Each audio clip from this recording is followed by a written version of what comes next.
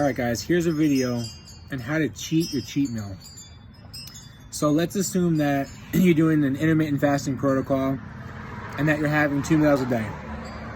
Let's assume you're a female, 115 pounds, and you're doing 1,300 calories for the day. So you have 2 meals, each one 650 calories. Easy enough. For your cheat meal, what you're going to do is instead of having a normal meal for 650 calories, you're going to bump it up, maybe 800 calories. That way it's filling, it's satisfying. You eat something you haven't normally eaten. The second key factor, okay, is that you're either going to be on a majority of carbohydrates for energy or fat. So protein's always staying the same, right? It's always high protein. So it's either high protein, high carbs, low fat, high protein, high fat, low carbs, right? So carbs and fat are the two energy sources.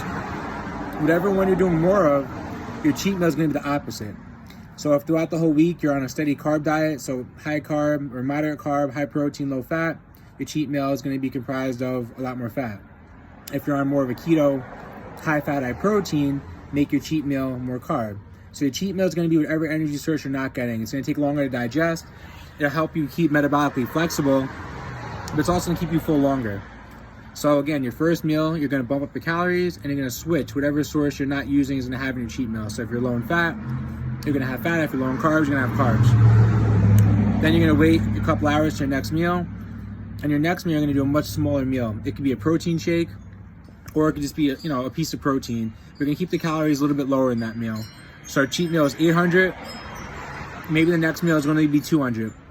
So now we're at 1,000 calories for the day. Remember, our total caloric goal was 1,300 calories. So now we've had our cheat meal. We feel full, we feel satisfied. Our second meal is going to be protein and fat. Again, so now our blood sugar is back to being stable. And our total caloric expenditure is still lower for the day. So we had our cheat meal and we also had a low calorie day, which again is going to help us drop weight. A lot of times we have cheat meals that bring us too high over our caloric intake, but now we have a way of doing a cheat meal. We're going to bump up the calories, feel full, have something we're not used to having, and then also cap off the day at a lower caloric intake than we normally would have. So that's the way I had to cheat your cheat meal.